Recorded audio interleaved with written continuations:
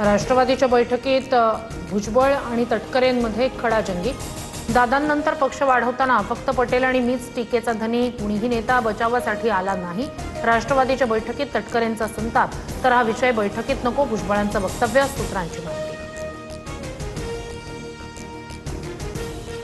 राष्ट्रवादीतील धुसफूस शिगेला।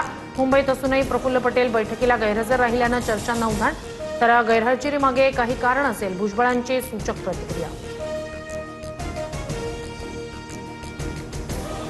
राष्ट्रवादीच्या बैठकीत सुनेत्रा पवार यांची अर्थ खात्यावरून नाराजी, वारंवार मागणी करूनही भाजप अर्थ खातं देत नसल्यानं सुनेत्रा पवारांकडून खंत व्यक्त, सूत्रांची माहिती।